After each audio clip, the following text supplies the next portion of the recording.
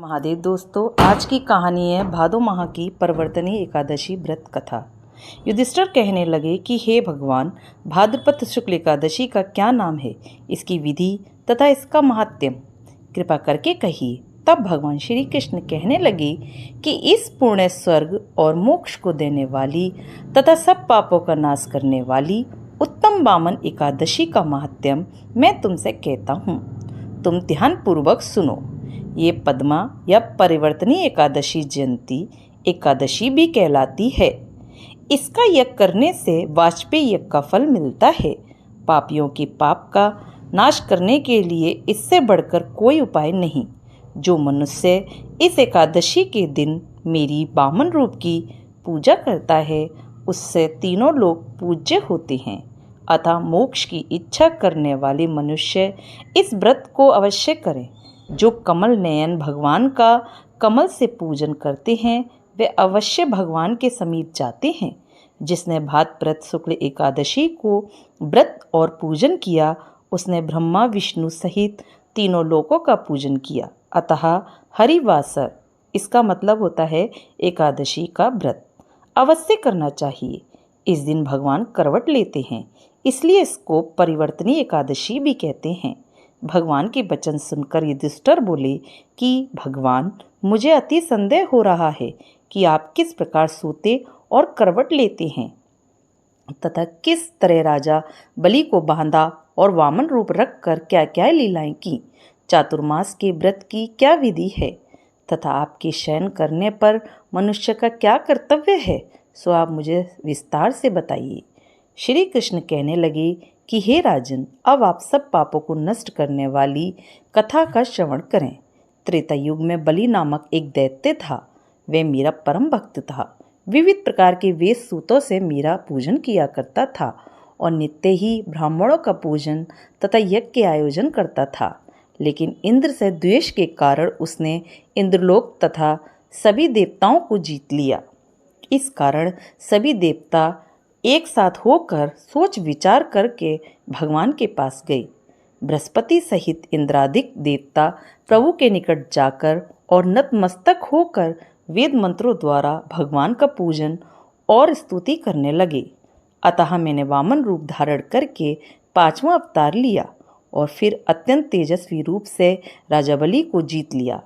इतनी बात सुनकर राजा युधिष्ठिर बोले कि हे जनार्दन, आपने वामन रूप धारण करके उस महाबली दैत्य को किस प्रकार जीता। श्री कृष्ण कहने लगे, मैंने वामन रूपधारी ब्रह्मचारी बलि से 3 पग भूमि की याचना करते हुए कहा, यह मुझको 3 लोक के समान है और हे राजन, यह तुमको अवश्य ही देनी होगी।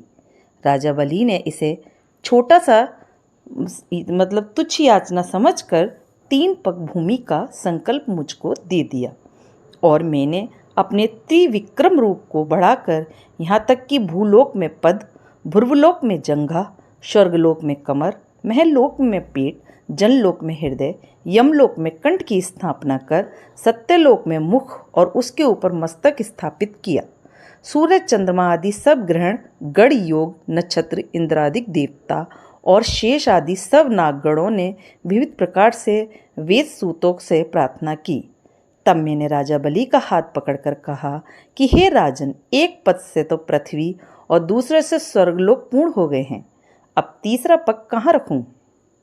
तब बलि ने अपना सिर झुका लिया और मैंने अपना पैर उसके मस्तक पर रख दिया, जिससे मेरा वह भक्त पाताल को चला गया। फिर उसकी विनती और नम्रता को देखकर मैंने कहा कि हे बलि, मैं सदैव तुम्हारे निकट ही रहूँगा।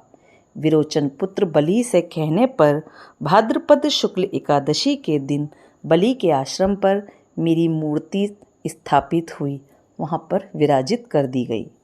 इसी प्रकार दूसरी क्षीर सागर में शेषनाग के पष्ट पर हुई। हे राजन, इस एकादशी को भगवान शयन करते हुए करवट लेते हैं, इसीलिए तीनों लोकों के स्वामी भगवान विष्णु का उस दिन पूजन करना चाहिए। इस दिन तांबा, चांदी, चावल और दही का दान करना उचित है।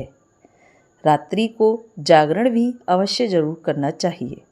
जो विधि पूर्वक इस एकादशी का व्रत करते हैं वे सब पापों से मुक्त होकर स्वर्ग में जाकर चंद्रमा के समान प्रकाशित होते हैं और यश पाते हैं।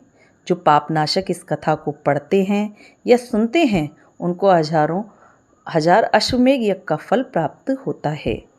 बोलो एकादशी मैया की जय। तो दोस्तों, आपको मेरी कहानी कैसी लगी?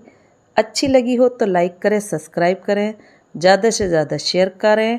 कहानी देखने के लिए, सुनने के लिए आप लोगों का बहुत बहुत धन्यवाद और मेरे चैनल पे भी आप लोगों का बहुत बहुत धन्यवाद।